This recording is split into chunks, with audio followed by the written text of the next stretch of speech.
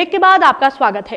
कांग्रेस में टिकटों को लेकर खासा घमासान मचा हुआ है। जिस सीट पर सबसे ज्यादा उठापटक देखने को मिल रही है वो है रायपुर विधानसभा सीट। बड़े बड़े दिग्गजों को पीछे छोड़ टिकट हासिल हुआ उमेश शर्मा काऊ को। कांग्रेस की चुनावी रणनीति सहित तमाम सवालों के जवाब दिए उमेश शर्मा काऊ ने हमारे संवाददाता सागर चांदना के साथ हुई खास बातचीत में। देवभूमि का चुनावी महासंग्राम, भाजपा कांग्रेस में फिर मचेगा घमासान। क्या मैदान के बाद बसपा का हाथी पहाड़ में ला पाएगा एक नया तूफान? सपा ने भरी है साइकिल में हवा तो एनसीपी ने करा है घड़ी का सेल रमा। कुर्सी के लड़ाई में उलझी यूकेडी तो निर्दलियों का शुरू हुआ मिशन विधानसभा। राजनीतिक दलों की कुश्ती लिए हमारा विशेष चुनावी दंगल। आज हमारे साथ मौजूद है कांग्रेस के वरिष्ठ नेता उमेश शर्मा, जो कि काऊ प्रधान के नाम से भी प्रसिद्ध है। कांग्रेस ने इन पर विश्वास करके इन्हें रायपुर से टिकट दिया है। आपका बहुत बहुत स्वागत है हमारे कार्यक्रम में। सबसे पहले तो मैं आपके सौभाग्य जो आपका चैनल है उसके सभी श्रोताओं को नमस्कार करता हूं और आपको भी धन्यवाद करता हूं। प्रधान जी, हम जानना चाहेंगे आप कांग्रेस में कब से हैं? मैं कांग्रेस में तो बहुत बचपन से ही था, लेकिन 2002 में मैं इस क्षेत्र से डोईवाला टिकट मांग रहा था, तो उस समय मुझे टिकट नहीं मिला था, तो मैं निर्दलीय लड़ गया था। उसके बाद निर्दलीय रूप से मैं पार्षद भी लड़ा, डिप्टी मेयर भी रहा, और फिर ये विजय बहुगुणा जी का चुनाव जब आया उसके बाद मैं दोबारा कांग्रेस में आया।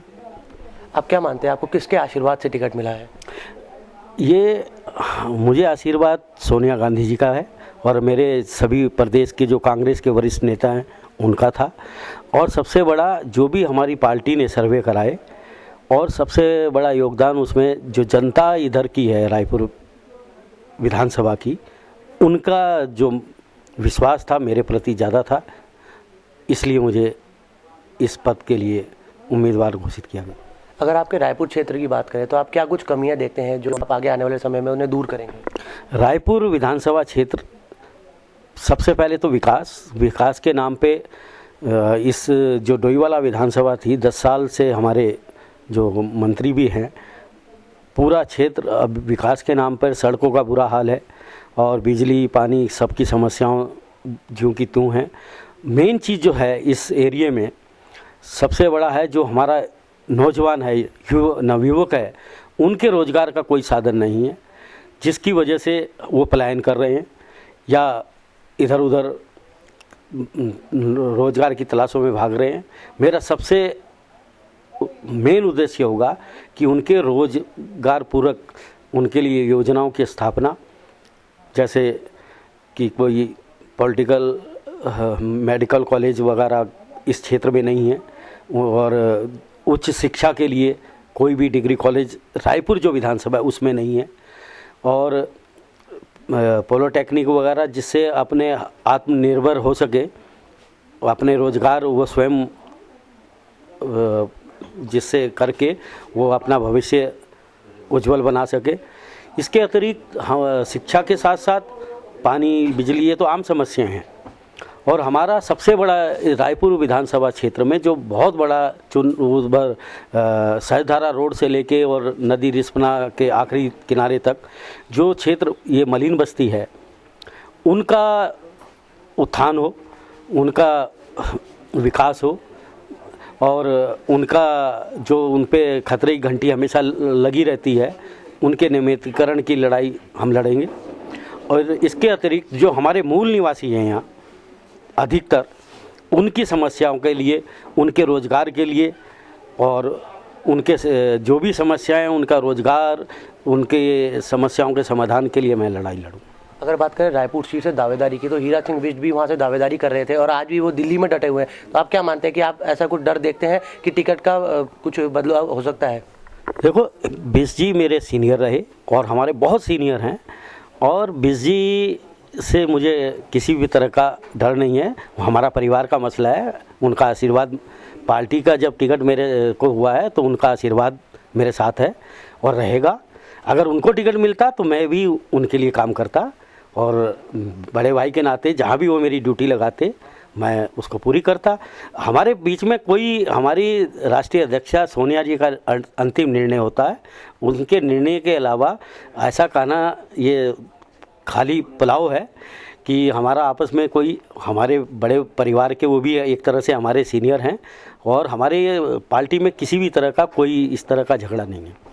अगर बात करें टिकटों के बंटवारे को लेकर, तो विजय बहुगुणा और यशपाल आर्य ने टिकटों को लेकर पैरवी की थी, तो क्या आप क्या मानते हैं उससे कुछ फ़ायदा आपको मिला है?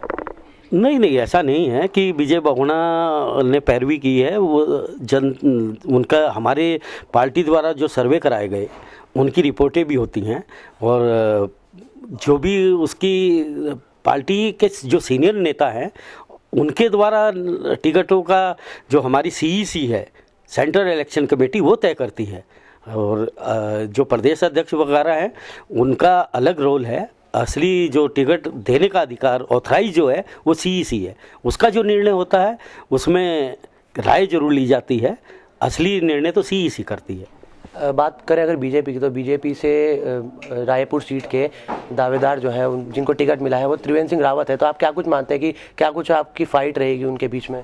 नहीं, हमारी फ़ाइट तो बीजेपी से, पार्टी से, कांग्रेस पार्टी की हमेशा बीजेपी से फ़ाइट होती है और 10 साल से वो डोईवाला से थे। डोईवाला का 90% क्षेत्र रायपुर का है। इसमें केवल जो पुराने ऋषिकेश विधानसभा के 4 बूथ और 37 बूथ जो राजपुर विधानसभा, उसके मिलाकर ये रायपुर बनी है और रायपुर डोईवाला का ही 90% भाग है। तो यहाँ से 10 साल से हमारे त्रिवेंद्र रावत जी विधायक रहे और 10 साल से लोगों में उनके जो उन्होंने कार्य किए हैं, ये उसका रिजल्ट जो आने वाला चुनाव है, मैं किसी के लिए नहीं कहूँगा कि किसने क्या किया नहीं किया। वैसे आम जनता सब जानती है कि कौन क्षेत्र में लगातार उनके हितों की लड़ाई लड़ता है, कौन उनकी लड़ाई लड़ता है और कौन व्यक्तिगत अपने लिए काम करता है, ये सब जानती है जनता, वो उसका जवाब देगी। आप क्या कुछ मुद्दे लेकर इस बार चुनाव में उतर रहे हैं? क्या कुछ मुद्दे देखेंगे आप चुनाव में? मैंने अभी पहले आपसे बताया कि सबसे बड़ा यहाँ के मूल जो लोग हैं उनकी समस्या, दूसरा मैंने बताया नौजवानों की समस्या, तीसरा इस क्षेत्र के विकास की समस्या। पुराना, चाहे वो अजबपुर हो, चाहे वो रायपुर हो, चाहे वो मालदेवता का एरिया है, चाहे वो ये सरस्वती विहार, धर्मपुर, शास्त्री नगर, सभी इस समय विकास के नाम पर एकदम, ना कोई सीवर लाइन की व्यवस्था है, ना सड़कें, सब टूटी फूटी हैं, कहीं कोई विकास नहीं है और ये मेरी पहली प्राथमिकता होगी। आप क्या मानते हैं कि अगर आप सत्ता में आते हैं तो आप ये सब समस्याएं दूर करेंगे जनता की? जी, सबसे बड़ी चीज़ है 2.5 करोड़ रुपया सांसद निधि होती है। 2.5 करोड़ रुपया 5.5 साल में 12.5 करोड़ रुपया, और इसके अलावा विधायक के पास जिला योजना, राज्य सेक्टर योजना और संबंधित विभागों की योजना। मैं नहीं समझता कि ये जो विधायक रहे हैं उन्होंने 10 साल के अंदर कहाँ वो योजनाएं लगाई हैं, कहाँ वो पैसे खर्च किए हैं। ये तो एक वाकई ताज्जुब का है कि जिस एरिया में जाओ सब कहते हैं वहाँ कोई काम ही नहीं हुआ। इसका क्या कुछ कारण मानते हैं कि जो 2.5 करोड़ रुपया सरकार द्वारा दिया जाता है, विधायक निधि में आता है, वो लगाया नहीं गया? नहीं, ये तो नहीं मैं कह सकता, लेकिन इतना जरूर है कि क्षेत्र के अंदर कहीं भी वो उसका उपयोग होता नहीं नजर आया। चलिए प्रधान जी, आपका बहुत बहुत धन्यवाद, आपने हमें अपना समय दिया। तो ये थे काऊ प्रधान, जो कहते हैं कि रायपुर क्षेत्र में काफ़ी कमियां हैं और वह अगर सत्ता में आते हैं तो काफ़ी विकास करेंगे। कैमरा पर्सन गौरव पंत के साथ मैं सागर चाह। आप बनेगा सहारा, सरकार के दर तक पहुंचाएगा आपकी फरियाद। कब तक रहोगे खामोश, कब तक सहोगे जुल्मों सितम? अब आ गया है वक्त कुछ कर दिखाने का। बोल जनता बोल, देखिए रात 9:30 बजे सिर्फ सौभाग्य मिथिला पर।